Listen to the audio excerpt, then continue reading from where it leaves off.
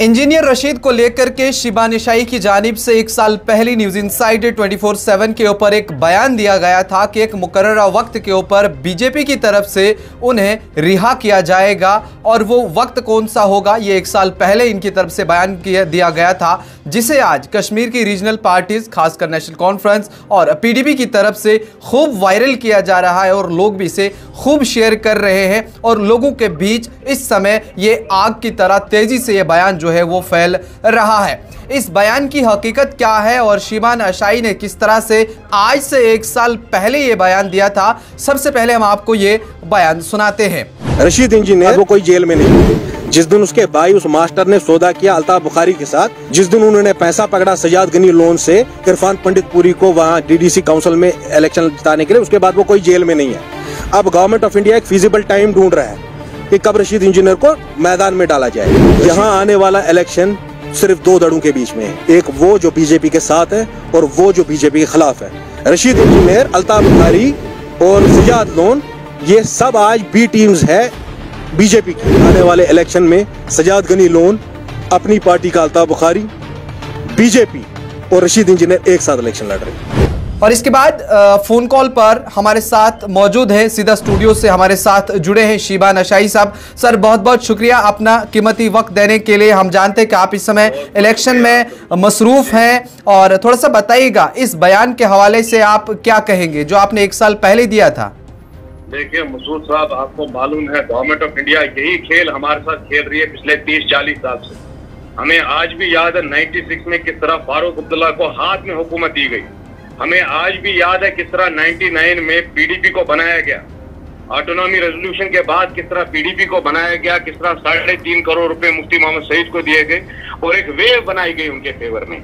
जब हमने दोबारा ही देखा कि एक मरकज जो हमने बनाया था, जहां हमारा नारा ये था कि सब नारों पे एक ही बारी, हक हमारा राय शुमारी, जो मेरा नारा आज भी है मेरी पॉलिटिकल जमात का जी। और हम पिछले 2-3 साल से जदोजहद कर रहे हैं।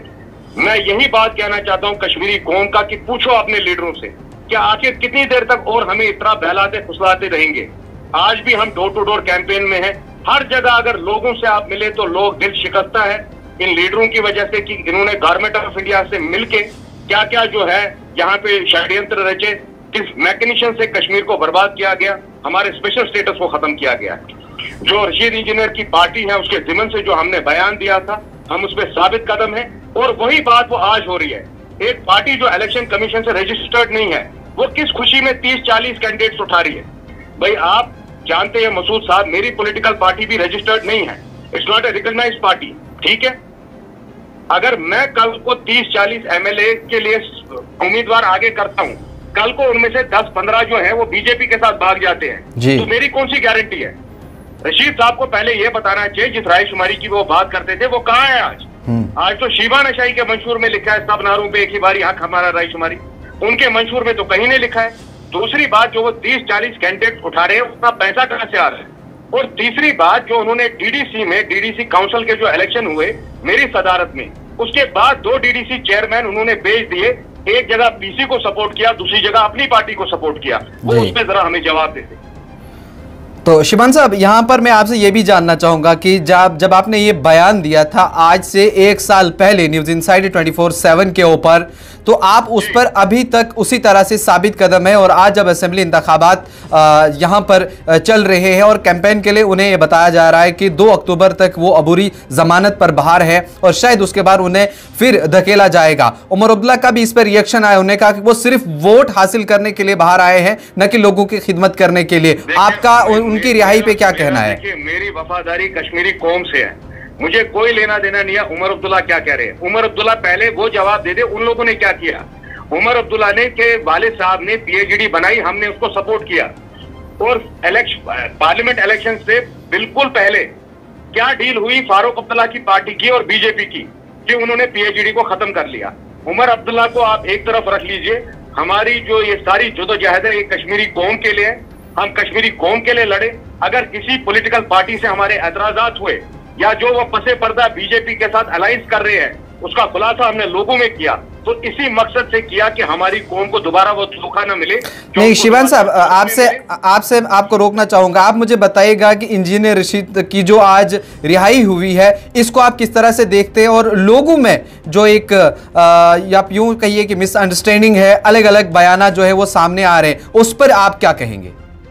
नहीं देखिए, अलग अलग कोई नहीं आ रहा है। जहां तक हमारा सवाल है, हमने पहले भी कहा कि गवर्नमेंट ऑफ इंडिया उनको इस्तेमाल कर रही है, जो उन्होंने काम किया उसको इस्तेमाल कर रही है, जबकि उन्होंने अपना मौक़िफ़ डाइल्यूट किया है। आज कहीं भी उनकी पॉलिटिकल पार्टी जो है वो रायशुमारी की बात नहीं करती है। आज उनकी पार्टी कहीं भी मसले कश्मीर की बात नहीं करती है। पिछले 5 साल में कश्मीरियों पे बुलडोजर छोड़े गए, यहाँ एनकाउंटर हुए, लाशें तक नहीं निकाली गई। तो रशीद साहब अगर बंद थे, उनकी पॉलिटिकल पार्टी कहाँ थी? कभी कभी आपने देखा है उनको कोई आवाज उठाते हुए? आपने देखा है कोई आवाज उठाते हुए कि ह्यूमन राइट्स वायलेशन जो पिछले 5-6 साल से हुई? उनकी पार्टी तो कल तक 370 पे भी कोई बात नहीं करती थी। इंजीनियर रशीद साहब के भाई जिन्होंने नौकरी छोड़ी, उन्होंने न्यूज इनसाइडर 24/7 को एक इंटरव्यू दिया जिसमें उन्होंने कहा कि हम ये एक खानदानी कुर्बानी दे रहे हैं। इसमें खानदानी कुर्बानी की क्या जरूरत है? रशीद साहब ने तो खुद बयान में कहा था दिल्ली में, जब वो JNU में तकरीर करने गए, कि उन्होंने कहा कि मेरे बाद मेरे खानदान से कोई भी सियासत नहीं करेगा। उनके पार्टी में इतने सारे लोग हैं, शौकत पंडित है, बाकी सारे लोग हैं, DDCs है, नए लड़के हैं, उनको क्यों नहीं वो मौका दे रहे हैं? ये खानदानी क्यों जरूरी है?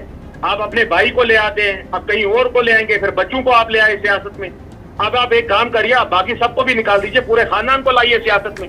हमारी किसी से कोई सियासी रंजिश नहीं है। मेरी तकलीफ इन सियासी लीडरों से इतनी है कि कुर्सी पे आने से पहले, जीतने से पहले ये एक बात बोलते हैं, और जीतने के बाद इनकी जो है वज़ाकता पूरी तरीके से बदल जाती है, इनकी तासीर पूरी बदल जाती है, इनका थॉट प्रोसेस पूरा बदल जाता है। मैं यही बात पूछ रहा हूं कि भाई अगर आप इलेक्शन जब लड़ते थे, जब आप सिर्फ एक MLA थे, आपकी एक छोटी पार्टी थी, एक MLA कुछ सरपंच थे उसमें, जब आप तब लड़ते थे तब बोलते थे कि भाई हम खानदानी राज के खिलाफ है। तो आज आपके भाई साहब क्यों आ गए पार्टी में? क्या लंगेट में कोई भी ऐसा आपका वर्कर नहीं है जो पिछले 15-20 साल से आपके साथ था, जो मुस्तहिक था MLA इलेक्शन लड़ने के लिए? मुझे एक बात बताइए, मैंने सुना था सरजान बरकाती लंगेट से लड़ने वाले। मैंने खुद बयान सुना था कि सरजान बरकाती कोई लोग जो उसके पर्चे भर रहे हैं हर जगह, वो लंगेट से भी उसको लड़वा रहे हैं। अगर रशीद साहब इतने हमदर्द हैं लोगों के, तो सरजान बरकाती को गांधरबल में क्यों इलेक्शन लड़ने हैं? वो लंगेट से लड़ लेना। चलिए, शुक्रिया शिबान साहब, आपने हमें अपना कीमती वक्त दिया, और जो बयान आपने दिया था उस हवाले से आपने सफाई जो है वो दी, और चूंकि लोग जानना चाहते थे इस हवाले से कि उन्हें बयान दिया। आपका क्या कुछ कहना है जो शिबान शाही ने इस वक्त हमारे साथ कही, जिस तरह से आप मुत्तफिक रह रहे हैं, आप कमेंट सेक्शन में ज़रूर बताइए।